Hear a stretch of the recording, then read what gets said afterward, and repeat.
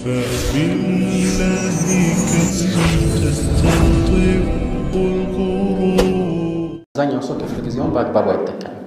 ያ ዋና ራስ ማል ወይም ካፒታልና ማንነታችን ጊዜ ነው። ሰዎች በወጣትነት ወደፊት የሚጸጸቱበትን እርምጃ ሊወስዱ ይችላሉ። ወደፊት የሚጸጸቱበት የህይወት መስመር ውስጥ ሊገቡ ይችላሉ። ምኞት ብቻውን ወደ ተጨባጭ አይቀየርም። ልፋት ያስፈልጋል። ያለ ልፋት የሚመጣ ነገር የለም። አንድ ሰው የሆነ ስኬትን ሲያስብ በጣም ትንሽ ስኬትን ማሰብ የለበትም።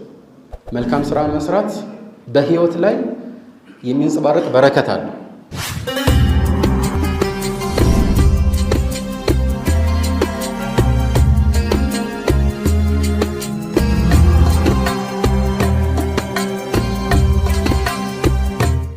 السلام عليكم ورحمة الله وبركاته. إن الحمد لله نحمده ونستعينه ونستغفره ونعوذ بالله من شرور أنفسنا ومن سيئات أعمالنا من يهده الله فلا مضل له ومن يضلل فلا هادي له وأشهد أن لا إله إلا الله وحده لا شريك له وأشهد أن محمدا عبده ورسوله أما بعد. አላሁ ዐዘ ወጀል ሰዎች በዚህ ምድር የሚገፉትን ኑሮ በተለያዩ የዕድሜ ክልሎች እንዲያልፍ ያደረገው ለጥበብ ነው።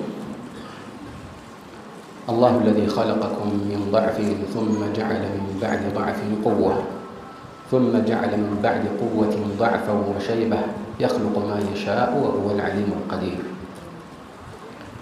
አላህ ያ ነው እናንተን ከደካማ ነገር የፈጠራችሁ ወይም በደካማ ሁኔታ ላይ አድርጎ የፈጠራችሁ። ከዚህ ከደካማ ሁኔታ በኋላ ደግሞ ኃይልን ወይም ብርታትን አደረገላችሁ። እንደገና ደግሞ ከዚህ ብርታት በኋላ ድካምን ተካላችሁ። አላህ የፈለገውን ይፈጥራል። እሱ ሁሉንም ነገር አዋቂውና በሁሉም ነገር ላይ ቻይ የሆነው ጌታ ነውና ይለናል። ሰዎች ከተወለዱበት ጊዜ አንስቶ የሚኖሩት ህይወት በእንዲህ አይነት የዕድሜ ክልል ማለፉ የተለያዩ ጥበቦችን ያንጸባርቃል። ከነዚህ መካከል አንዱ ሰው ማንነቱንና መነሻውን እንዳይረሳ በሚያደርግ መልኩ ከደካማ የፍትወት ጠብታ ፈጥሮት የሌሎች እንክብካቤ ከሌለ መኖር እንዳይችል አድርጎ ጥገኛ አድርጎ ፈጥሮት ከዛ በኋላ ደግሞ ራሱን እየቻለ ኃይልን እየተላበሰ ከሌሎች በተሻለ መልኩ እየተንቀሳቀሰ ስለ ወደፊቱ እንዲያስብና በዚህም እንዲጓተን አድርጎታል። ከዛ በኋላ ደግሞ አላህ እድሜ ከጻፈለት ይህ ኃይሉና ብርታቱ እየደከመና እየከሰመ ይሄዳል። ይህንን ካልን ሰዎች ህይወታቸውን ሊገነቡበት የሚችሉበት ትልቁ የዕድሜ ክልል ወጣትነት እንደሆነ ይታወቃል። ይህ የወጣትነት የዕድሜ ክልል እጅግ በጣም አንገብጋቢ የዕድሜ ክልል መሆኑ የሚታወቅ ከመሆኑ ጋር ከዚህ ባሻገር ለሰዎችም ምናልባት አደገኛ የሆነ ዝንባሌ ውስጥ እንዲገቡ ሊያደርጋቸው የሚችል ግንፍልተኝነትንና ግፊትን ያዘለ ነው። ለዚህ ነው በወጣትነት እድሜው የአላህን ሱብሓነሁ ወተዓላ ትእዛዝ አክብሮ በዚህ መልኩ የኖረን ሰው አላህ ሱብሓነሁ ወተዓላ ለየት ባለ መልኩ የቂያማ ቀን ሰዎች በፀሐይ ሲቃጠሉ በእርሱ ጥላ ስር ያውለዋል። 7 የአላህ ጥላ ስር የሚኖሩ የሰዎች አይነት በተጠቀሱበት ሐዲስ ላይ አንዱ የተወሳው ወሻቡን ነሸአ ፊ ጣዓቲላህ የአላህን ትእዛዝ እያከበረ ያንን እየፈጸመ ያደገ ወጣት ነው። ይህ ወጣትነት በተቻለ አቅም በአላህ ፍራቻ ካልተለጎመ እንደ እሳት ባለቤቱን ብቻ ሳይሆን ሌሎችን ሊያቃጥል ይችላል። ስለዚህ ይህንን እምቅ ኃይል ወደ ትክክለኛ አቅጣጫ ለማድረግ ጥረት ማድረግ ያስፈልጋል። ያ በአንድ በኩል የወላጆችና የአሳዳጊዎች ኃላፊነት ቢሆንም ግን ወጣት ሕፃን አይደለምና ከሁሉ በላይ ኃላፊነቱ በሱ በራሱ ጫንቃ ላይ ተጣለ። ይህንን እንድንረዳ የሚያደርገን ደግሞ ተጨባጩ ህይወት ነው። ሰዎች በወጣትነት ወደፊት የሚጸጸቱበትን እርምጃ ሊወስዱ ይችላሉ። ወደፊት የሚጸጸቱበት የህይወት መስመር ውስጥ ሊገቡ ይችላሉ። ስለዚህ ይህ ወሳኝ የዕድሜ ክልል ነው ማለት ነው። እንዲያውም አብዛኛውን ጊዜ ሰዎች ከተወሰነ የዕድሜ ክልል በላይ ህይወታቸው የሆነ መስመር ላይ ረክተው ስናገኝ ይህ የተቀየሰው በወጣትነት ዕድሜ ክልል እንደሆነ መረዳት እንችላለን። ስለዚህ ይህ ዕድሜ ክልል የወደፊት ህይወታችንን አቅጣጫ የምናስይዝበትና የምንቀርጽበት ነው። እንዲያውም ይህ በእያንዳንዱ ግለሰብ ላይ በነፍስ ወከፍ ባይሰራ እንኳን አብዛኛው ሰው ምናልባት ከ15 ዓመት እስከ 25 ዓመት ባሉት የዕድሜ ዓመታት ውስጥ የሚኖረው ዝንባሌ ለወደፊት ህይወቱ ከፍተኛ ተጽዕኖ ይኖረዋል። አንዳንድ ጊዜ ታላላቅ ደረጃዎች ላይ የደረሱ ሰዎችን ስትመለከት ይህ ከጊዜ በኋላ የመጣ ሀሳብ ወይም ከጊዜ በኋላ የተከሰተ ስኬት ሳይሆን ገና ከመጀመሪያው ከወጣትነት ብሎም ከዛም በፊት ከነበረው ለጋ ዕድሜ ክልል ጀምሮ የታቀደና ከዚያን ጊዜ ጀምሮ የተለፋበት ነው። ስለዚህ ዛሬ በወጣትነት የሚዘራው ነው ነገ የሚታጨደው። ችግሩ አብዛኛው ሰው ያው ወጣትነት በተወሰነ መልኩ ትኩስነትንና ለጋነትን የሚያንጸባርቅ በመሆኑ ይህንን አይረዳም። ይህ ካለፈ በኋላ ነው ሰዎች መቆጨት የሚጀምሩት ማለት ነው። ስለዚህ ካለው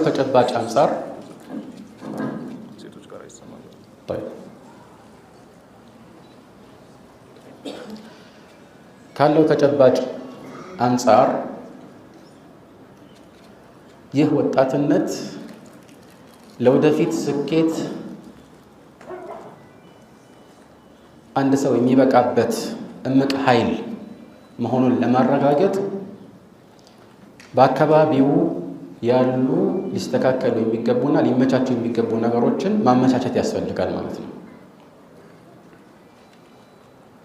ለምሳሌ አንድ ሰው ለሚፈልገው ዓላማ ስኬት ላይ ለመድረስ ጊዜውን ማመቻቸት ይጠበቅበታል። ይህ ጊዜ ደግሞ በልፋት፣ በትኩረት፣ በስራና በእቅድ የተሞላ ካልሆነ ወደፊት ክስረት ነው የሚሆነው። ክስረት ሲባል ባለመጠቀሙ በመጸጸት ብቻ አይደለም ክስረትነቱ የሚረጋገጠው፣ ነገር ግን ጭራሽ በመጥፎ ባህሪያት ሊቀረጽ ብሎም ከማይገቡ የህይወት መስመሮች ጋር እንዲዛመድ መነሻ ሊሆነው ይችላል። እዚህን አቡል አታሂያ የተባለው ታላቁ የኢስላም ገጣሚ ኢነ ሸባበ ወልፈራገ ወልጅደህ መፍሰደቱን ሊልመርኢ አዩ መፍሰዳ ይላል። ሶስት ነገሮች ከተሰባሰቡ ለአንድ ሰው መበላሸት ዋነኛ አስተዋጽኦ እንደሚያደርጉ እየገለጸልን፣ የመጀመሪያው ወጣትነት ነው። ልብ በል፣ ወጣትነት መጥፎ ነው እያለ አይደለም። ነገር ግን ወጣትነት ከሌሎች ነገሮች ጋር ሲሰባሰብ አንዳንድ ጊዜ የሚያሳድረው ተጽዕኖ ከባድ ሊሆን ይችላል። አንደኛው ወጣትነት ነው። ሁለተኛው ደግሞ ትርፍ ጊዜ ነው። አልፈራግ፣ የራሱን ህይወት ሊቀይርበት የሚችላቸውን መልካም የዱንያም ይሁን የአኺራ ተግባራት ላይ አለመጣመዱ ራሱ በመጥፎ ነገር ይህንን ጊዜ እንዲሞላ ያደርገዋል። ልክ እንደ ባዶ በርሜል አስቡት። በጥሩ ነገር ካልተሞላ በመጥፎ መሞላት አይቀርምና። ሶስተኛው ደግሞ አልጂዳህ። ጂዳህ ማለት ለምሳሌ ገንዘብን ወይም ደግሞ ሌሎች ህይወትን በምቾት የሚሞሉ ነገሮችን ፊት ለፊቱ በቀላሉ ማግኘት ከቻለ ማለት ነው። ስለዚህ ራሱን ሙሉ ለሙሉ የሚቆጣጠርበት የአእምሮ ብቃት ላይ አይደለም። ያን ብቻ ሳይሆን መጥፎ ስራ ለመስራት የሚገፋፉ ነገሮች ከመብዛታቸው ጋር በዚህ ነገር እንዳይጠመድ እና በተቃራኒ ደግሞ መልካም ስራን በመስራት ራሱን እንዲጠምድ የሚያደርጉ እድሎች አልተመቻቹም። ከዚህ ባለፈ ደግሞ መጥፎን ለመስራት ነገሮች ተመቻችተውለታል። ገንዘብም ከሆነ ፊት ለፊቱ በቀላሉ ሊያገኘው የሚችለው ሊሆን ይችላል። በእንዲህ አይነት ሁኔታ ላይ ካለ አብዛኛውን ጊዜ ችግር ሊፈጠር ይችላል። ያው የሁል ጊዜ መርሆ ነው ማለት አይደለም። ስለዚህ ይህንን አዎንታዊ በሆነ መልኩ ለማልማት አስቀድሞ ማሰብ ያስፈልጋል። አንድ ሰው ለተለያዩ ትናንሽ ነገሮች እንደሚያቅደው ለራሱ ህይወት መስተካከልና መስመር አስቀድሞ ማቀዱ ተገቢ ነው እና ይህንን ለማድረግ የሚያግዙ በርካታ ቁም ነገሮች አሉ። ከሁሉ በፊት እንደ ጥቅል የምናወራው ጊዜን በአግባቡ መጠቀም። ብዙዎች ዘንድ ጊዜ ወርቅ እንደሆነ ይነገራል። በኢስላም ጊዜ ከወርቅ በላይ በጣም ውድ እንደሆነ ታውቃላችሁ። الوقت أنفس ما عنيت بحفظه وأراه أسهل ما عليك يضيع أنت لتطبقوا የሚገባው ትልቁ ሀብትህ ጊዜ ከመሆኑ ጋር በቀላሉ ደግሞ የምታጠፋው እሱ ሆኖ ነው የሚታየኝ ይላል ገጣሚ።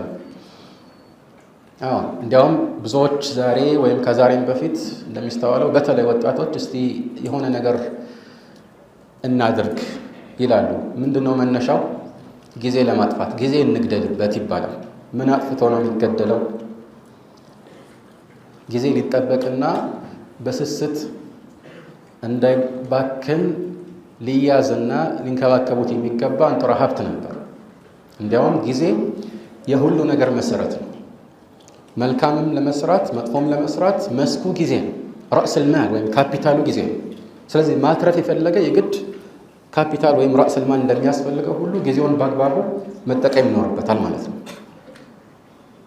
ከዚህ አንጻር ነው ከመልእክተኛችን አለይሂ ሰላቱ ወሰላም ይህንን የሚያሳዩ በርካታ አስረጆች ተወርተዋል። ለምሳሌ في صحيح البخاري وغيره من حديث ابن عباس رضي الله تعالى عنهما أن النبي صلى الله عليه وعلى آله وسلم قال اثنتان مغبون فيهما كثير من الناس الصحة والفراغ ይላል። ሁለት ነገሮች ሰዎች በጣም የሚቆጩባቸው ማለት በአግባቡ ባለመጠቀማቸው የሚቆጩባቸውና የሚከስሯቸው ነገሮች ናቸው ማለት ነው። غبن የሚለው ቃል ضياع الحظ ለማለት ነው። አንድ ሰው የሆነን ነገር መጠቀም እየቻለ ሳይጠቀም መቅረቱ ራሱ غبن ነው እንጂ ከዜሮ በታች የወረደ ኪሳራ ብቻ አይደለም። ይህን የምንልበት ምክንያት ሰዎች ጊዜያቸውን በአግባቡ ካልተጠቀሙ ምናልባት እንደ ጥቅል ጥሩ ሁኔታ ላይ ቢኖሩ ራሱ መቆጨታቸው አይቀርም። ምክንያቱም አንድ ሰው በጊዜው አሁን ከደረሰበት ደረጃ የበለጠ ከፍታ ላይ ለመድረስ መስራትና መልፋት እየቻለ ያንን ባለማድረጉ መቆጨቱ የማይቀር ነገር። የቂያማ ቀን የቁጭት ቀን የሆነው ለዚህ ነው። የውመ የጅመዑኩም ሊየውም ልጀምዒ ዛሊከ የውም ተጋቡን። ያኔ ሰዎች ለሚሰባሰቡበት የመሰባሰቢያ ቀን ይሰበስባቸዋል አላህ ሱብሓነሁ ወተዓላ። ዛሊከ የውም ተጋቡን፣ ያ ሰዎች እርስ በእርስ የሚቆጫጩበት ወይም ደግሞ አንዱ በሌላው እይታ መሰረት የሚከስርበት ቀን ማለት ነው። ከሃዲ የሆነ ሰው ምናልባት ብሰራ ኖሮ እኮ ያ አማኝ የደረሰበት ደረጃ ላይ ይደርስ ነበር ብሎ ያስባል። ሌላ አማኝ ደግሞ ከዚህ የበለጠ በለፋ ኖሮ እከሌ የደረሰበት ታላቅ ደረጃ እንጎናጸፍ ነበር ይላል። ያም ሆነ ይህ እነኚህ ሁለት ነገሮችን ሰዎች ይዘናጉባቸዋል ማለት ነው። እነማን ናቸው? አንደኛ አስሐ ጤንነት ይላሉ። ጤንነት በጤነኞች ላይ ህመምተኞች ብቻ የሚያዩት በጤነኞች ላይ ያለ አንድ ዘውድ ነው ይባላል። ለምንድነው እንዲህ የሚሉት? ጤነኛ ሰው አብዛኛውን ጊዜ የዚህን ጤንነት ጸጋ አያስተውልም። ሲታመም ነው የሚገባውና ማለት ነው። ይሄ ትልቅ ጸጋ ነው። ግን አብዛኛው ሰው ይህንን አያስተውልም። አላህንም በሚገባው መልኩ አያመሰግንም። የመጀመሪያው ይሄ። ሁለተኛው ደግሞ አልፈራግ ክፍት ጊዜ ማለት ነው። አብዛኛው ሰው ክፍት ጊዜውን በአግባቡ አይጠቀምም። በተመሳሳይ ሁኔታ መልእክተኛችን ዓለይሂ ሰላቱ ወሰላም አልሐኪም ፊል ሙስተድረክ እና ሌሎች እንደዘገቡት አልሐኪም ሰሒሑን ዐላ ሸርጥ ሸይኸይን ይላሉ። ከእብኑ ዓባስ የተላለፈ ሐዲስ ነው። ከሌላም ሰሓቢ ተዘግቧል። በዚህ ላይ መልእክተኛችን ዓለይሂ ሰላቱ ወሰላም አንድን ሰው ሲመክሩት የተናገሩት ነገር አለ። ኢግተኒም ኸምሰን ቀብለ ኸምሳ፣ 5 ነገሮች ከመምጣታቸው በፊት 5 ነገሮችን በፍጥነት ተጠቀምባቸው እንዳያመልጡህ ማለት ነው። ሸባበከ ቀብለ ሐራሚክ ወስሐተከ ቀብለ ሰቀሚክ ወጊናከ ቀብለ ፈቅሪክ ወፈራገከ ቀብለ ሹግሊክ ወሐያተከ ቀብለ መውቲክ። የመጀመሪያው ወጣትነትህን ከእርጅና በፊት ተጠቀምበታል። ብዙዎቻችን ወጣትነት ረጅም ጊዜ የሚቆይ ይመስለናል። ነገሩ ምንም ያህል ቢቆይ የሚመጣ ነገር ሁሉ ቅርብ ነው የሚባል አባባል አለ አይደል? ኩሉ አቲን ቀሪብ፣ የሚመጣ ነገር ሁሉ ቅርብ ነው። እስቲ ዛሬ ያለንበት እድሜ ክልልና ከዚህ በፊት ከተወሰኑ ዓመታት በፊት ስለዚህ እድሜ የነበረንን ግንዛቤ እናስተውል። ሩቅ ይመስለን የነበረው እድሜ ላይ ነው ዛሬ የምንገኘው። ወደፊትም እንዲያ መሆኑ አይቀርም። ስለዚህ ይህንን ወጣትነት በዚህ ትኩስ ኃይል አላህን በማምለክና ለራሳችን የሚጠቅም ነገር በመስራት ልንጠቀምበት ይገባል ማለት ነው። ሁለተኛው ደግሞ የጠቆሙት ነገር በሽታ ከመምጣቱ በፊት ጤንነትህን ተጠቀምበት ማለት ነው። መቼ እንደሚመጣ አታውቅም። ሶስተኛው ደግሞ ድህነት ከመምጣቱ በፊት ሀብትህን ተጠቀምበት። ሀብት ሁሌ ከኛ ጋር የሚቆይ መሆኑን ማስተማመኛ የለን።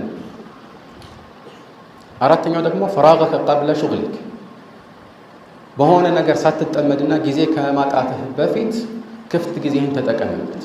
ሙስሊም በመሰረቱ ክፍት ጊዜ ብሎ የሚጠራው ምንም መልካም ስራ የማይሰራበት ባዶ ጊዜ ሊኖረው አይገባም። ምክንያቱም ይህንን ዛሬ ያለንበትን ህይወት ልንጠቀምበት ይገባል እና እድል ነው። እንዴት ክፍት ይሆናል? ምንም ነገር ሳያደርግ አንድ ሰው እንዲሁ በዋዛ በተፈዛዛ ጊዜውን መግፋቱ የአማኝ መገለጫ ሊሆን አይገባም። ከሰለፎች መካከል አንዳንዶቹ ነገ ቅያማ ነው ቢባሉ ኖሮ የሚጨምሩት ነገር አልነበራቸውም የተባሉ አሉ።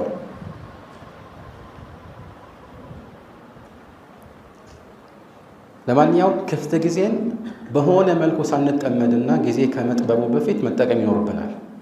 ይሄ ደግሞ የታወቀ ነው። ለምሳሌ ቁርአን መቅራትና ማንበብ ወይም የሸሪዓ እውቀትን መቅሰም ወይም ደግሞ ተመሳሳይ ነገሮችን ማድረግ የምንችልባቸው ሁኔታዎች ይመቻችሉን ይሆናል። እነኚህ ነገሮች በዚህ መልኩ የሚዘወትሩ ይመስሉንና እንዘናጋለን። ከጊዜ በኋላ አጣብቅኝ ውስጥ እንገባለን። ከፍተኛ የሆነ የጊዜ መጣበብ ሲያጋጥመን ቁጭት ይወርሰናል ማለት ነው።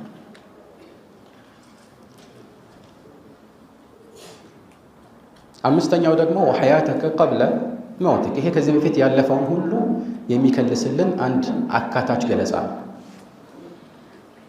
ከመሞትህ በፊት ህይወትህን ተጠቀምባት አሉ። አዎ ይቺ ህይወት አንዲት እድል ነች፣ የማትመላለስ የተሰጠችን አንዲት እድል ብቻ ነች። ስለዚህ እቺን እድል እንጠቀምባት ይገባል። ለዚህ ነው ከሃዲያን አላህ በቁርአን ላይ እንደገለጸልን እሳት ውስጥ ገብተው ሲሰቃዩ ረበና አኽሪጅና ነዕመል ሳሊሐን ገይረ አለዚ ኩና ነዕመል፣ ስንሰራው ከነበረው የተለየ መልካም ስራ እንስራና መልሰን ወደ ዱንያ እንመለስ ብለው አላህን ሲለምኑ አላህ የሚሰጣቸው መልስ ምንድን ነው? አወለም ኑዐሚርኩም ማ የተዘከሩ ፊህ መን ተዘከረ ወጃአኩም ነዚር ፈذوቁ ፈማ ሊዛሊሚነ ሚን ነሲር። አንድ የሚገሰጸው የሚገሰጽበትን ያህል እድሜ አላኖርናችሁም ወይ? ማስታወስ የፈለገ ራሱን ማስተካከል የፈለገ ማስተካከል የሚችልበት እድሜን አልሰጠናችሁም ወይ ይላል። አስጠንቃቂዎችንም ልከንላችሁ ነበር ይላል። በቂ የእድሜ ክልል ሁሉም ሰው ይሰጠዋል። በተለይ እድሜው ከፍ ባለ ቁጥር አንድ ሰው ሑጃው በሱ ላይ ይበልጥ የጸና ይሆናል። ማለትም አላህ ዘንድ እንደ ምክንያት የሚያቀርበው ነገር እየጠፋ ነው የሚሄደው። ولذلك جاء في الصحيح عند البخاري من حديث أبي هريرة أن النبي صلى الله عليه وآله وسلم قال أعذر الله إلى امرئ أخر أجله حتى بلغه من العمر 60 سنة አንድን ሰው የሚሞትበትን ጊዜ አላህ አቆይቶለት 60 ዓመት ካደረሰበት በቃ ምንም አይነት ተቀባይነት ያለው ዑዝር እንዳይኖረው አድርጎታል። ምንም አይነት ተቀባይነት ያለው ምክንያት አይኖረው። ከ60 ዓመት በታች ከሆነ ተቀባይነት ያለው ምክንያት ሁሉ ይኖረዋል ማለት አይደለም። ግን አንድ ሰው እድሜው በረዘመ ቁጥር ወደ ሞት እየተጠጋ እንደሆነ የሚያስታውስበት ነገር ነው። አልፉضይል ኢብኑ ዒያድ አንድ ጊዜ የሆነ ሰውን አገኘና እድሜ ስንት ነው? ከማታ ዓለይካ ቃል 60 ሰና 60 ዓመት ሞልቶኛል አለ። ቃል አንተ ተሲሩ ኢለላሂ ዐዘ ወጀል ሙንዙ 60 ሰና ዩሽኩ አን ተብሉግ አንተ ለ60 ዓመታት ወደ አላህ እየተጓዝክ ነውና መድረሻህ የተቃረበ ይመስላል አለ። በዚህ ጊዜ ሰውየው ምን ባደርግ ትመክረኛለህ አለ። ቃለ ለህ أحسن فيما بقي يغفر لك ما مضى يتقرون هيوتهن أستكاكل ودا الله تملس يالفون كله الله سبحانه وتعالى يمر الله لا قال هنا قال بتقراني عند سو ودا فيت بميسرهم كذي فيت بسرهم وانجل متيقوا ما يكرهون هل معناته كذي አንፃር የጊዜ አንገብጋቢነት አዋቂዎች ዘንድ ሁል ጊዜ ሲወሳ እናገኛለን። ከዚህ በፊት እንዳልነው የኛ ዋና ራስ ማል ወይም ካፒታልና ማንነታችን ጊዜ ነው። الحسن البصري من ይላሉ ابن آدم إنما أنت أيام إذا ذهب يوم ذهب بعضك አንተ የሰው ልጅ ሆይ አንተ ማለት እኮ የቀናት ስብስብ ነህ። አንድ ቀን በሄደ ቁጥር ካንተ የተወሰነ ከፊል ይሄዳል አብረው። ጊዜ በነጎደ ቁጥር እኛም እድሜያችን እያጠረ ነው የሚሄደው። አብዛኛዎቻችን እድሜያችን ጨመረ ነው የምንለው፣ እውነታው ግን እየቀነሰ ነው የሚሄደው። ምክንያቱም አላህ የወሰነልን የእድሜ ገደብ አለ። ያ ገደብ ደግሞ ስንት እንደሆነ ማናችንም አናውቅ። ሞት የትኛው ቦታ ላይ ሆኖ እንደሚጠብቀን አናውቅ። ስለዚህ ቀናት ባለፈው ቁጥር እድሜያችን እያጠረ ነው።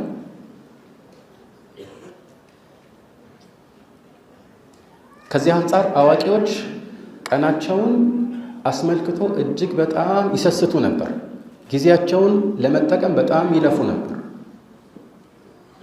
አልሐሰን አልበስሪ አሁንም እንደሚሉት አድረክቱ አቅዋመን كانوا أشد حرصا على أوقاتهم منكم على دنانيركم ودراهمكم ይላል። እኔ ከዚህ በፊት ያጋጠሙኝ የድሮ ሰለፎች ለምሳሌ ታላላቅ ሰሃቦችና ታቢዒዎች አሉ። እነዚህ ሰዎች እናንተ ለዲናራችሁና ለዲርሃማችሁ ማለት ለገንዘባችሁ ከምትሰስቱት የበለጠ ለጊዜያቸው ይሰስቱ ነበር። ታላቁ ሰሃቢ አብዱላህ ብን መስዑድ رضي الله عنه وأرضاه من يلالو ما ندمت على شيء ندمي على يوم غربت الشمس نقص فيه أجلي ولم يزد فيه عملي يهونا كان جنبر تلقى يني أدمي كنسو سراي سايجمر كم يالفبت كان يبلت يميال سستين نجر ويم يمكوتشبت نجر يلم يلال. وكذلك عمر بن عبد العزيز قال رحمه الله إن الليل والنهار يعملان فيك فاعمل فيهما كأننا لليت بأنت لي سراتشون يسرالو ስለዚህ አንተ በእነሱ ስራህን ስራ ማለት ነው። ቀንና ሌሊት በአንተ ላይ ስራቸውን ይሰራሉ የሚለው ገለጻ ችግር የለበትም። እድሜህ እየቀነሰ እንደሚሄድ የሚያሳይ ዘይቤያዊ ገለጻ እንጂ ጊዜ በራሱ ሰዎች ላይ ቀጥተኛ ተጽዕኖ እንደሚያሳድር ለማሳየት የተነገረ አይደለምና ማለት ነው። ለዚህ ነው የቀንና የሌሊትን መፈራረቅ አላህ ሱብሓነሁ ወተዓላ አንድ ትልቅ ምልክት ያደረገው። ወጀዐልና አል-ለይለ ወን-ነሃረ አየተይን ፈመሐውና አየተ አል-ለይሊ ወጀዐልና አየተ አን-ነሃሪ ሙብሲራ ወቃለ ሱብሓነሁ ወተዓላ ወሁወ አለዚ ጀዐለ አል-ለይለ ወን-ነሃረ ኺልፈተን ሊመን አራደ አን የዘከረ አው አራደ ሽኩራ። እርሱ ማለትም አላህ እሱ ነው ቀንና ሌሊትን የሚፈራረቁ ያደረጋቸው። ኺልፈተን ማለት አንደኛው ትርጉሙ አንዱ ሌላውን የሚተካ ያኒ የኽልፉ ባዕዱሁ ባዕዳን ማለት ነው። ሁለተኛው ደግሞ የተለያዩ ማለት ነው። ማለት አንዱ ብርሃናማ የሆነ የጊዜ ገደብ ነው፣ ሌላኛው ደግሞ ጨለማ ነው። አንድ አይነት አላደረገም። ይሄ ራሱን የቻለ አንድ ጸጋ ከመሆኑ ጋር ሰዎችን ግን ወዴት እየሄዱ እንዳሉ የሚያስታውስ መገሰጫ ነው። አልሓፊዝ ኢብኑ ረጀብ ለጣኢፍ አልመዓሪፍ በተባለ መጽሐፋቸው ኩሉ ማ ፊ ዱንያ ዩዘኪሩ ቢልአኺራ ይላል። ዱንያ ላይ ያለ ነገር ሁሉ አኺራን ያስታውሳል ይላል። ማንኛውም ክስተት በደንብ ላስተዋለው ሰው ከአኺራ ጋር በሆነ መልኩ የሚዛመድበትና ያን እንድናስታውስ የሚያደርግበት መልክ አለው ማለት ነው። ከዚህ አንጻር በየትኛውም ዓላማ ላይ ስምሪት የሚያደርግ አንድ ኃይል ስኬታማ ለመሆን የመጀመሪያው መነሻ ጊዜን በአግባቡ መጠቀም። ታላላቅ የኢስላም ሊቃውንትን የተለያዩ መጽሐፍትን ያዘጋጁ ትልቅ የዕልም ውርስን ትተውልን ያለፉ ዑለማዎችን ስንመለከት አብዛኛዎቹ ጊዜያቸውን በአግባቡ የሚጠቀሙ እንደነበረው ማየት እንችላለን። ይህ እንግዲህ አላህ ለሰዎች ከሚሰጠው የጊዜ በረካ ባሻገር መልካም ስራ መስራት በህይወት ላይ የሚንጸባረቅ በረከት አለው። ትንሿ ነገር ትንሽ ሳትሆን ብዙ ነገር የምታሰራ ትሆናለች። ይሄ አላህ ለባሮቹ የሚያድለው። ያ ከመሆኑ ጋር ጊዜያቸውንም ይቆጥቡ ነበር። አንድ ምሳሌ ብቻ መጥቀስ እንችላለን። አልሓፊዝ ኢብኑ አልጀውዚ አቡልፈርጅ ዓብዱራሕማን ኢብኑ አልጀውዚ በጣም ብዙ መጽሐፍትን ካዘጋጁ ታላላቅ የእስላም ሊቃውንት አንዱ መሆናቸው ይታወቃል። እና ከጊዜ ጋር በተያያዘ ሰይዱል ኻጢር በተባለ መጽሐፋቸው ላይ ያወሱት አንድ ቁም ነገር አለ። ሰዎች ቤቴ የመጡ በዚያራ መልኩ ይጠይቁኛል እና አንዳንዱ ሰው እንዲሁ ከሆነ ሰው ጋር መቀመጥ ስለሚፈልግ ብቻ አብሮ በመሆን ጊዜ ሊያጠፋ ይችላል። ስለዚህ ለእንደዚህ አይነት ሰዎች ዚያራ ጊዜ ያዘጋጁት አንድ ሌላ ስራ አለ። ምንድነው እሱ አሉ? ወደፊት መጽሐፍ ለማዘጋጀት የሚጠቅማቸውን ወረቀት ማስተካከልና ቅደም ተከተል ማስያዝ፣ የሚጽፉበትን ቀለምና መጻፊያ ማስተካከል፣ መቅረጽ፣ መጽሐፍታቸውን ቦታ ማስያዝ።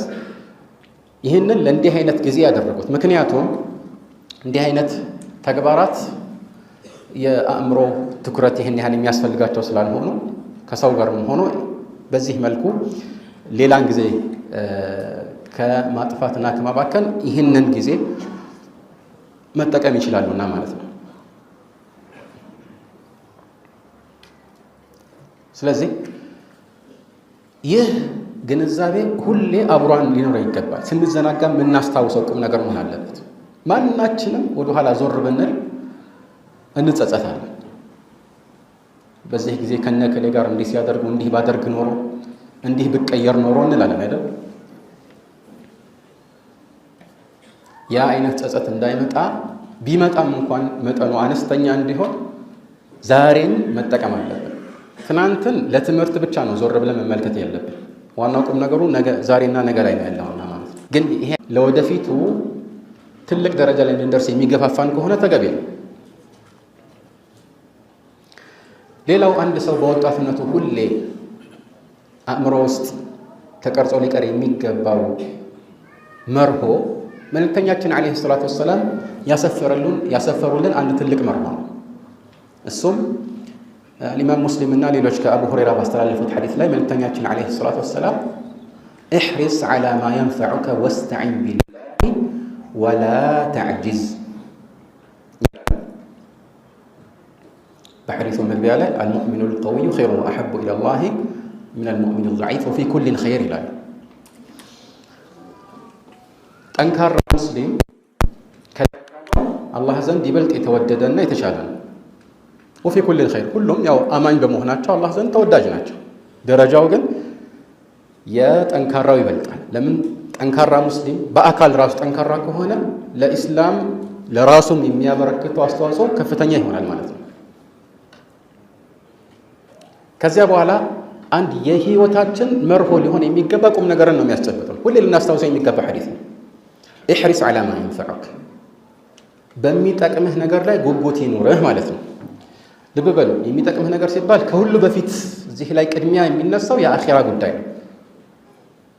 ዲናችንን ማስተካከል አኺራችንን ዘለዓለማዊ የማይቋረጥ ህይወት ነውና ወይ እሳት ወይ ጀነት የምንገባበት ከሁለት ውጭ አማራጭ የሌለበት ዋነኛ መኖሪያችን ነውና ስለዚያ ቅድሚያ ማሰብ አለብን። ግን መልእክተኛው ዓለይሂ ሰላቱ ወሰላም በሚጠቅምህ ነገር ላይ ጉጉት ይኖርህ ሲሉ የአኺራን ጉዳይ ብቻ እያነሱ አይደለም።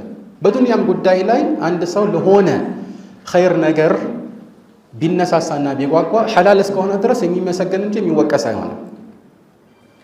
ለምን? ዐላ ማ የንፈዑክ። ማ በኡሱሉል ፊቅህ እንግዲህ ሚን ሲየግል ዑሙም የሚጠቅምህ ማንኛውንም ነገር ማለት ነው። በዚያ ላይ ጉጉት ይኖር። ሐላል ይሁን እንጂ ማንኛውም ጠቃሚ ነገርን ለማድረግ ጉጉት ይኖር። ስለዚህ ራሴን መጥቀም አልፈልግም፣ በዚህ ጉዳይ ላይ ብዙ ማሰብ አልፈልግም ብሎ መዘናጋትና መድከም መስነፍ ፊል ሐቂቃ የአማኝ መገለጫ ሊሆን አይገባም ማለት ነው። ነገር ግን ብዙዎች እንደሚያደርጉት አንተ ፍላጎት እስካለህ ድረስ ቁርጠኛ እስከሆን ድረስ ማድረግ ትችላለህ እያሉ በማጋነን አይደለም መልእክተኛው የሚናገሩት። ከሁሉ በፊት የአላህ እርዳታ ያስፈልጋል። ኢሕሪስ ዐላ ማ የንፈዑከ ወስተዒን ቢላህ፣ በአላህ ታገዛል። የአላህን እርዳታ ጠይቅ። ትልቁ አጋዥህ አላህ ብቻ ነው።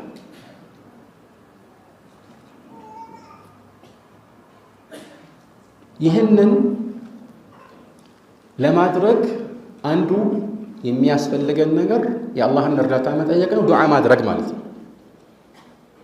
ለዚህ ነው መልእክተኛው ዓለይሂ ሰላቱ ወሰላም ከአንዳንድ ጥፉ መገለጫዎች አላህ እንዲጠብቃቸው ሲለምኑ ከተማጸኑባቸው የዱዓ ቃናዎች መካከል አንዱ ምንድን ነው? አላሁመ ኢኒ አዑዙ ቢከ ሚን አልዐጅዚ ወልከሰል። ዐጅዝ ማለት አንድን ነገር ለማድረግ እየፈለጉ ራሱ አቅም ማጣት ወይም ይህን ለማድረግ የተሳነው መሆኑ ነው። ይሄ ዐጅዝ ነው። ሁለተኛው ደግሞ የተጠቀሰው ነገር አልከሰል፣ ስንፍናና መዘናጋትን የሚያመላክት ቃል። ልብ በሉ፣ አንድ ሰው የሆነን ነገር ለማሳካት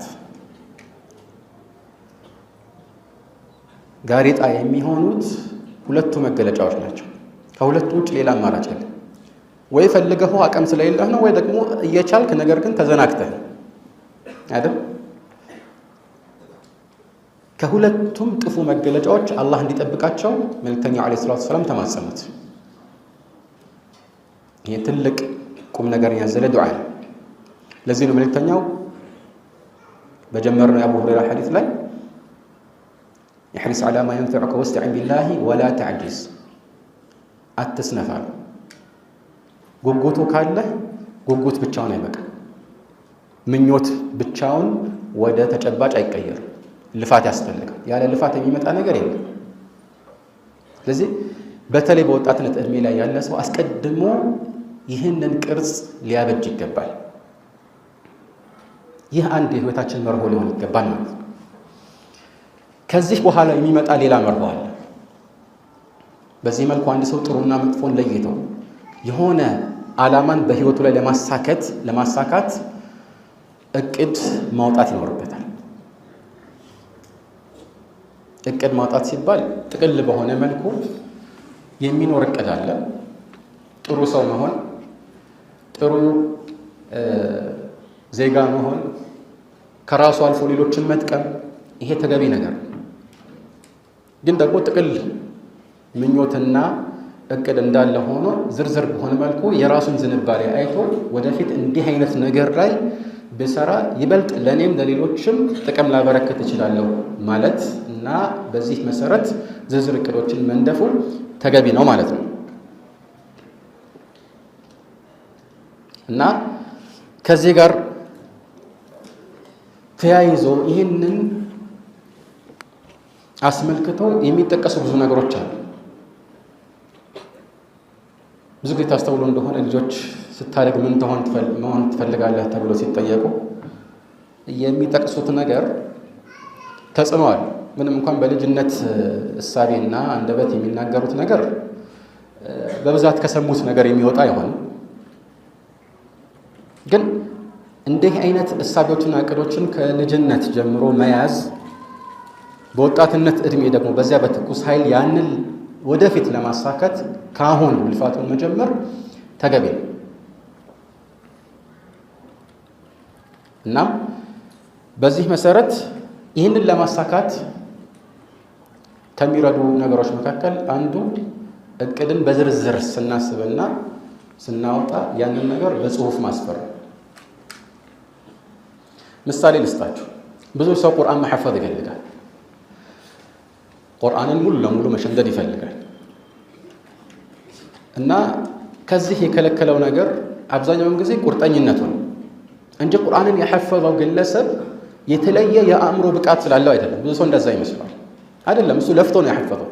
አንድ ጊዜ እንዲህ አንብቦ ጭንቅላቱ የሚሸመድድ የለም። ካለም ይሄ ሌላ ተአምር ነው። ለፍቶ ጥሮ እየረሳ እያስታወሰ ነው ይህንን ነገር የጨረሰውና እዚህ ስኬት ላይ ደረሰው። ስለዚህ ቁርአን መሐፈዝ የፈለገ ሰው የቁርአንን ገጾች ብዛታቸውን ካስተዋለ በኋላ በቀን ምን ያህል መሸምደድ እችላለሁ የሚለውን ከሙከራ ጋር አጥንቶ ከዚያ በኋላ ይህንን በቁርአን አጠቃላይ ገጾች ብዛት አባስቶ በስንት ቀናት ወይም በስንት ወራት ወይም በስንት ዓመታት መጨረስ እንደሚችል አስቀድሞ መጻፍ አለበት። ይህ ሲባል አብዛኛውን ጊዜ የእውነት ጊዜ ከተሰጠ ዓመታት ይፈጃል ማለት አይደለም። በቀን አንድ ሰፍሓ ብቻ አንድ ሰው ቢሐፍዝ፣ አንድ ሰፍሓ ማለት አንድ ገጽ ማለት ነው። አንድ ሉክ ሙሉውን አይደለም፣ በጀርባና በፊቱ ሳይሆን አንዷን ብቻ ቢሐፍዝ በ2 ዓመት ውስጥ ይጨርሳል። طيب ሁለቱን እስከሐፈዘ በስንት ጊዜ ይጨርሳል? በአንድ ዓመት እንደማለት አይደል? 3 እስከሆነ እንደዚህ ከ6 ወር ከፍ ያለ ጊዜ ይፈጅበት ይሆናል። ግድ የለም 2 ሰፍሓ አንድ ሰው ቢሐፍዝ እድሜው ይሄን የፈለገ ያህል ቢሆን ማለት ነው። ይህ እንግዲህ ያው በትንሹ ማለት ነው እንጂ አብዛኛዎቹ ሰዎች ብቃታቸው ከዚህ በላይ ነው። በዓመት ውስጥ ይህንን ማጠናቀቅ ይችላል። ግን ይህን ለማድረግ መጀመሪያውን አቅዶ ከራሱ ጋራ የሚገባው ቃል ኪዳንና ለራሱ የሚያስቀምጠው ቀጠሮ ከሌለ አብዛኛውን ጊዜ ይዘናጋል፣ ስኬት ላይ አይደርስም። ምን ያደርጋል? ኢንሻአላህ ሲመቸኝ እሐፍዛለሁ፣ ዛሬ አልተመቸኝም ነገ እያለ በተቋረጠ ቁጥር ደግሞ የመጀመሪያው ፍላጎትና ተነሳሽነት እየቀነሰና እየከሰመ ይሄዳል። በዚህ ሁኔታ ያኔ ያቀደው ነገር ምኞት ብቻ ሆኖ ይቀራል ማለት ነው። ብዙዎቻችን ጀምረን ያቋረጥናቸው ብዙ ነገሮች አሉ። አብዛኛዎቹ ካለመመቸት ብቻ አይደለም፣ ቁርጠኝነታችንን የሚሸረሽሩ ነገሮች በመሀል እየገቡ እያቋረጡን ነው። ስለዚህ መሆን ያለበት እቅዳችንን ካወጣን በኋላ ይህንን እቅድ ዝርዝር በሆነ መልኩ ጽፈን ከራሳችን ጋር ቃል ኪዳንና ቀጠሮ መያዝ አለብን። ስለዚህ ዝርዝር በሆነ መልኩ በቀን ይሄን ያህል መሸምደድ እችላለሁ ካለ በዓመት ደግሞ የሚጨርስ መሆኑን አስልቶ ከጨረሰ በኋላ በዚህ ቀን ቁርአን ሐፊዝ መሆን አለብኝ ይላል ማለት ነው። መሀል ላይ ያጓደለው ነገር ካለ ይህንን ለማካካስ መልፋት አለበት። የሆነ ቀን ካልሐፈዘ የሚቀጥለው ቀን እጥፍ ማሐፈዝ አለበት። በዚህ መልኩ ካልሆነ የሆነ ስኬት ላይ አይደረስም። ወኢዛ ካነት النفوس كبارا تعبت في مرادها الأجسام ነፍሶቻችን ፍላጎታችን ማንነታችን ትልቅ ከሆነ አካላችን ለዚህ ታላቅ ዓላማ ይለፋል፣ ይደክማል ያለን ومن كانت الحسناء همة نفسه فكل الذي يلقاه فيها محبب እንዲያው አንዳንድ ሰው ለምሳሌ አንዲት የሚወዳትን ጥሩ ወይም ቆንጆ ሴት ማግባት ከፈለገ ምን ያህል መስዋዕትነት ይከፍላል? ከዚያ የበለጠ ዓላማ እስከሆነ እና በዚህ ዓላማ መሰረት ያንን ስኬት ለማግኘትና ለመጎናጸፍ ልፋት የማይቀር ነገር እና ይህንን ለማሳካት እቅድ በዚህ መልኩ መሆን አለበት። ቁርአንን መሐፈዝ እንደ ምሳሌ ብቻ ነው የተነሳው። ልብ በሉ ሌሎችም ነገሮች ሊሆኑ ይችላሉ። ሐታ የዱንያ መስኮች ላይ አንዳንድ ትልቅ ቦታ ላይ ለመድረስም በዚህ መልኩ መልፋት ሊያስፈልግ ይችላል። ከእቅድ ጋር መንቀሳቀስ ሁሌም ጥሩ ነው። ከዚያም አልፎ እንዲያው የየዕለት ኑሯችንን በእቅድ መግፋት ተገቢ ነው። ያንንም አስፈላጊ ከሆነ በጽሁፍ ማስቀመጥ ይኖርብናል። ያ ማለት እያንዳንዷን ትንሿንም ዲቴል ወይም ዝርዝር ነገር እንጻፍ ለማለት አይደለም። ምሳ ሰዓት ሲደርስ ምሳ በላለሁ ብሎ መጻፍ አያስፈልገው። ነገር ግን በዚህ ቀን ውስጥ ማሳካት የምትፈልጋቸው ነገሮች ካሉ እንደየ አስፈላጊነታቸው መጠን ቅደም ተከተላቸውን አስይዘህ በወረቀት ብታሰፍረው ለማሳካት ይመቻል። በተለይ ደግሞ እነኚህን ኃላፊነቶችን ለመወጣት የጊዜ በደቂቃም ቢሆን ማለት ነው የጊዜ ገደብ ካስቀመጥክላቸው እቅድ ያለው ሰው እንቅስቃሴ ሁሌም እንዲህ ያለ እቅድ ከሚንቀሳቀስ ሰው የተለየ ነው የሚሆነው ማለት ነው።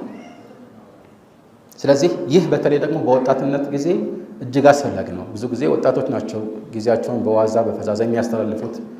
ማለት ይሄ የዋናው ነገሮች መሰረት የሚይዙበት የእድሜ ክልል ከመሆኑ ጋር ብዙ ጊዜ እነሱ ራሳቸው ሲዘናጉ ይታያል። ስለዚህ ከዚህ እቅድን ለማሳካት ሊኖረን ከሚገባው ልፋት ጋር አብሮ መጠቀስ የሚገባው ምክር ደግሞ ከዚህ እቅዳችን የሚያዘናጉ ነገሮችን መራቅ ነው። በትንሹም ቢሆን የሚያዘናጉ ነገሮችን ለመራቅ ድፍረት ሊያንሰን አይገባም። በዛሬ ዘመን ጊዜያችንን የሚበሉ በጣም ትርፍ የሆኑ ነገሮች በዝተዋል። በኪሳችን የምንይዘው ሞባይል አብዛኛው ሰው ዘንድ ጊዜ ማጥፊያ ነው። አብዛኛው ሰው ዘንድ ስኬት ላይ እንዳይደርስ መሰናክል ሆነ። በተለይ ደግሞ ሳያስበው ቁጭ ባለበት ሰዓታትን እንዲፈጅ የሚያደርጉ በማህበራዊ ሚዲያ የሚተላለፉ ነገሮች ብዙውን ሰው ያልተገባ ብክነት ውስጥ እየከተቱት ነው፣ ማንነቱን እያሳጡት ነው። ስለዚህ አንዱ መፍትሄ ከእንደዚህ አይነት ነገር መራቅ ነው። ቲክቶክን ከስልካችን ወይ እናጥፋው ማለት ነው ወይ ካላችሁኝ፣ አዎ ማለት ነው ባጭሩ። እንደዛ ነው ቁርጠኝነት ሲባል እንደዛ ነው። የግድ ሆኖበት ለምሳሌ በዚህ ሚዲያ ላይ እኔ ኸይር ነገር አስተላልፋለሁ አንዳንድም ቢሆን፣ ስለዚህ አንዳንድ ነገሮች መከታተል እፈልጋለሁ ቢል ባልመክርም ማለት ነው። በተለይ ቲክቶክ የሚባለውን ነገር የተሻሉ ነገሮች ስላሉ አንጻራዊ በሆነ መልኩ ማለት ነው።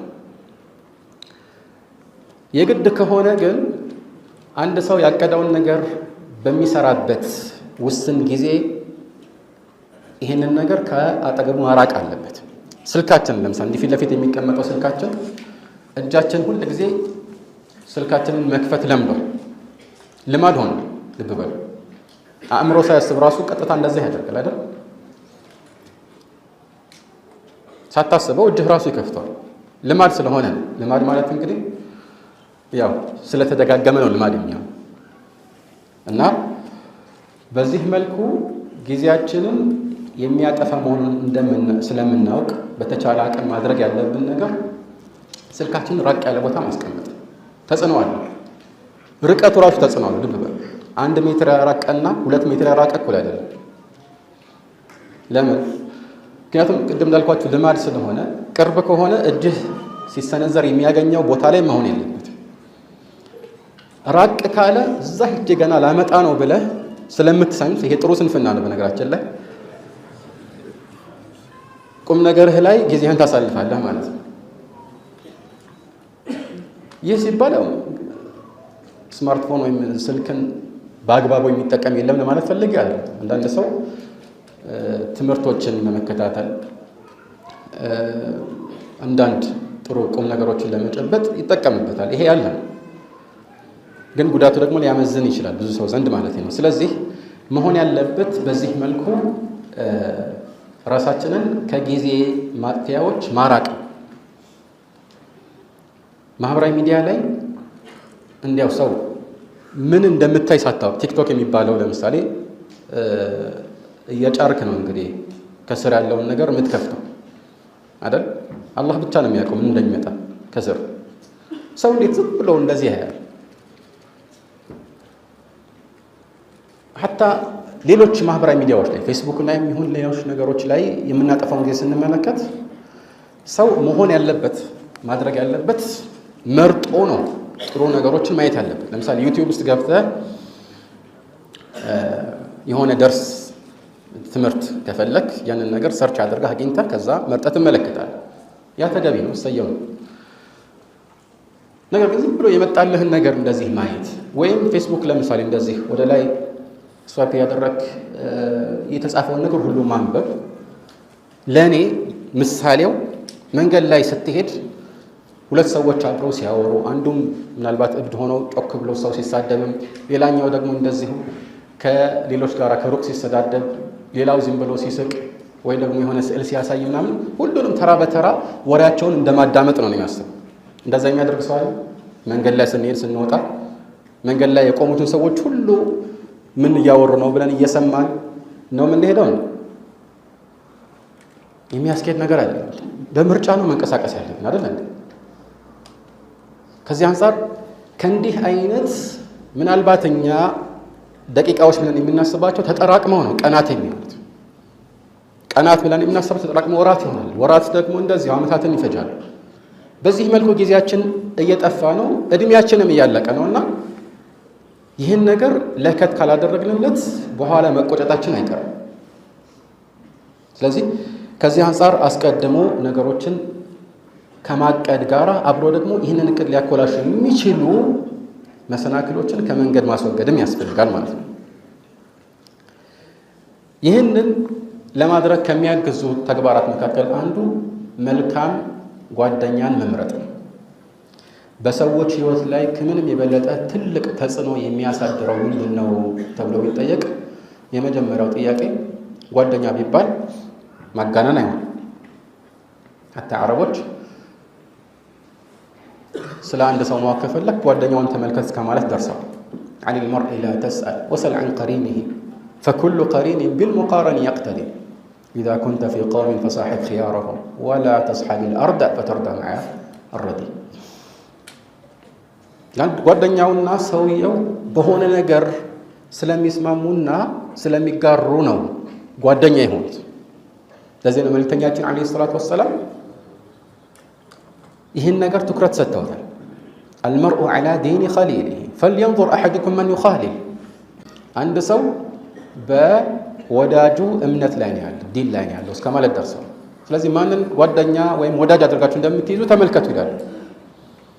ስለዚህ ጓደኛ ስንመርጥ ወይ አብሮን የሚያሳልፈውን ሰው ስንመርጥ እኛን በመልካም ዕውቀትና በመልካም ተግባር ላይ የሚያግዝ መሆኑን ማረጋገጥ አለብን። ያለዚያ ከሁሉ በላይ የቂያማ ቀን እንጸጸታለን። ያ ለይተኒ ለም አተኺዝ ፉላነን ኸሊላ ለቀድ አضለኒ ዐን الذክሪ በዕደ ኢዝ ጃአኒ እንዳለው ሰው እከሌን ጓደኛ አድርጌ ባልያዝኩ ኖሮ እስከ ማለት ልንደርስ እንችላለን። ይሄ ትልቅ ቁም ነገር ነው። መምከር አንዳንድ ጊዜ እየተቀላቀሉ የሆኑ ሙናሰባዎች ወይም ደግሞ ማህበራዊ ክስተቶች ላይ አብሮ መሆን አንድ ነገር ነው። ግን የልብ ወዳጅ አብሮን የሚውል ሰው ከሆነ መልካም ስራን የሚያስታውስ በዚያ ላይ የሚያግዘን በዓላማችን የሚጋራን መሆን አለ። ያለዚያ የምናልመው ዓላማን የሚያኮላሻው አንዱ ትልቁ መሰናክል ይህ መሆኑ መረሳት የለበትም ማለት ነው።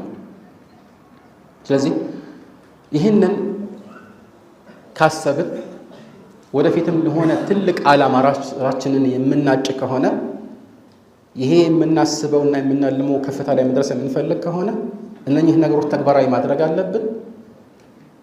እንዲሁም ራሳችንን በእንዲህ አይነት ስርዓታዊ ህይወት ላይ ማለማመድ አለብን። አንዳንድ ነገሮች መጀመሪያ አካባቢ ሊከብዱ ይችላሉ። በኋላ ግን ሰውነታችን ራሱ ልማድን ይወዳል። ሮቲን የሚባል ነገር ታውቃላችሁ። ሰውነታችን ሁሉ ጊዜ በየቀኑ በሆነ ሰዓት ላይ የምንፈጽመውን ነገር ይበልጥ ይወዳል። አእምሯችንም እየለመደው ስለሚሄድ ዝግጁነት ይኖረዋል ማለት ነው። ምንም አይነት የሚከብድ ህይወት ላይ ብትሆን ራሱ ራስህን ማለማመድ አይከብድም። والنفس كالطفل إن تهمله شب على حب الرضاع وإن تفطمه ينفطم። አንድ ሰው ምሳሌው እንዴት ነው? ወይም የአንድ ሰው ነፍስ እንደ ህፃን ልጅ ጡት ለማስጣል አስቀድመን ቆፍጠን ብለን ከሚገባው ጊዜ በላይ ጡት እየጠባ ትልቅም ሆነ በዛው እንዳይቀጥል ካደረግነው ወዲያው ይለምዳል። መጀመሪያ አካባቢ ግን ማልቀሱ አይቀርም አይደል? ነገር ግን አስቀድመን ካስጣል ነው የተወሰነ ጊዜ ያለቅስና ከዛ በኋላ ይለምዳል። ምንም አይቸገርም። ገና በ6 ወር ልጆችን ጡት አስጥሉ እያልኩ አይደለም፣ ልብ በሉ። ቁርአን ውስጥ ያው እስከ 2 ዓመት ድረስ ተገቢ የሆነ የሚያሳይ ገለጻ አለ፣ ግዴታም ባይሆን ማለት ነው። ግን ነፍስ እንደዚህ ነች። ነፍስ መለማመድ የምትችል ነች። እኔ እንዲህ አይደለሁም ብሎ አንድ ሰው ራሱን ከመልካም ጎዳናና ከዓላማው ወደኋላ ማስቀረት በፍጹም የለበትም። የወጣትነት ጊዜ ቢያልፍበት እንኳን ብዙ ጊዜ ያው ቅድም ለምሳሌ አብዛኛው ጊዜ ሰው የህይወቱን ቅርጽ የሚቀርጸው ከ15 ዓመት እስከ 25 ነው ስንል ይሄ ባለው ተጨባጭ መሰረት አብዛኛው ጊዜ የሚስተዋል ለማለት እንጂ ሁሉም በዚህ መልኩ ነው ማለት አይደለም። ከዚህ በላይ ከፍ ያለ እድሜ ላይ ሆነው ዕውቀትን መማር ጀምሮ የኢስላም ታላቅ ሊቅ የሆኑ ብዙ ዑለማዎችን እናውቃለን። ያም መሆን ይቻላል። ምክንያቱም አንዳንድ ጊዜ ለአንድ ነገር የምንሰጠው ጊዜ በጣም ሰፊ ሲሆን ያንን ነገር በዚህ በሰፊ ጊዜ ሳይሆን በጠባብ ጊዜ ውስጥ ማሳካት እየቻልን በዚህ መልኩ መቆየት ያደርገናል። በአጭር ጊዜዎች ነገሮችን ለማሳካት መሞከር ጥሩ ነው። ያለ አግባብ መደረግ የሚገባቸው ነገሮች መተውን እስካላስከተለ ድረስ ይህ ተገቢ ነው። ስለዚህ ከዚህ ጋር ተያይዞ ትልቁ ቁም ነገር ጊዜን በአግባቡ ስንጠቀም እና ራሳችንን በዚህ ትክክለኛ የእቅድ መስመር ላይ ስናስገባ ያ ነገር መጀመሪያ አካባቢ ሊከብደን ቢችልም በኋላ ግን ራሳችን የምንለምደው ነው የሚሆነው። እንዲያውም ከዚህ ከትክክለኛ መስመር መውጣት ነው በኋላ የሚያጨናንቀን የሚሆነው ማለት ነው። ስለዚህ ይህን ማድረግ አለብን። ከዚህ ባለፈ ደግሞ ሁሌም መረሳት የሌለበት ነገር አንድ ሰው የሆነ ስኬትን ሲያስብ በጣም ትንሽ ስኬትን ማሰብ የለበትም። ሁሉን ነገር እንደ ስኬት ላሰቡ ጥሩ ነው። ያ ማለት እያንዳንዷን ኸይር ስራ ከሌሎች መጥፎ ስራዎች አንጻር እንደ ስኬት ማሰብ ነገሮችን ወደ ማስተዋል ይገፋፋል። ይሄ ተገቢ ነው። ነገር ግን ከዚያ ባለፈ ደግሞ የምናቀዳቸው እቅዶችን ከፍ ያሉ መሆን ይችላሉ። አንድ ሰው ዓሊም መሆን እፈልጋለሁ ብሎ ለምሳሌ መማር ሲጀምር እና እስቲ ትንሽ ኪታብ ከነከሌ ጋር ልቅራ ብሎ የሚቀራ ሰው የወደፊት ህይወታቸውን ብትመለከት ተመሳሳይ አይሆንም አይደል? ነዓም ኪታብ የሚቀራው ዓሊም መሆን ብቻ ነው እያልኩኝ አይደል። ዒባዳ ነው ራሱን የቻለ። ከዒባዳነቱ ባሻገር አንድ ሰው በዋነኝነት እውቀት በራሱ ላይ ተግባራዊ እንዲሆን ብሎ ነው መማር ያለበት። ነገር ግን የመጀመሪያው እቅዱ ትልቅ ሲሆን ያንን ለማሳካት የሚወስደው እርምጃ ተመጣጣኝ ይሆናል። ያን ብቻ አይደለም፣ የአንድ ሰው ማንነቱ የሚያሳድረው ተጽዕኖ አለ። ለምሳሌ አንድ ትልቅ ሂማ ዓላማ ያለው ሰው ትንሿንም ነገር እንደ ትልቅ ነገር ቆጥሮ አይጨናነቅም። ትኩረቱ ትላልቅ ነገሮች ላይ ብቻ ነው የሚሆነው ማለት ነው። ወተዕظሙ ፊ ዓይን ሰጊሪ ሲጋሩሃ ወተስጉሩ ፊ ዓይን ልዓዚም ልዓዛኢሙ እንደተባለው ትንሽ ሰው ትንሽ ነገሮችን ብቻ ነው የሚያየው። ትንሿ ራሱ ትልቅ ትሆንበታለች። ትልቅ አእምሮና እቅድ እንዲሁም ብቃት ያለው ሰው ትልቁ ነገር እንደ ትንሽ ነው የሚታየው በአላህ ፈቃድ ከሆነ ማለት ነው። እንዲሁ እንችላለን በሚል ፉከራ ብቻ አይደለም። ከዚህ አንጻር ይህንን ሁሉ ባካለለ ሁኔታ ወጣትነታችንን የምንገፋ ከሆነና የአላህ እርዳታን የምንጠይቅ ከሆነ በአላህ ፈቃድ እንዲሁ ተራ ዜጋ ብቻ ሳይሆን ከራሳችን አልፈን ሌሎችን የምንጠቅም ለወደፊቱ ትውልድ ትልቅ አሻራን የምናሳርፍ ልንሆን እንችላለን። አላህ ሱብሓነሁ ወተዓላ ሁላችንንም በመልካም ጎዳና ላይ እንዲያኖረን እንጠይቀዋለን። ነስአሉ ላህ ዐዘ ወጀል አን የስተዕሚለና ፊ ጣዓቲህ ወአን የጅዐለና ሚን አህሊ ዳሪ ከራመቲህ። ሀዛ ወላሁ አዕለም ወሰለላሁ ዐላ ሙሐመድን ወአሊሂ ወሰሕቢሂ አጅመዒን።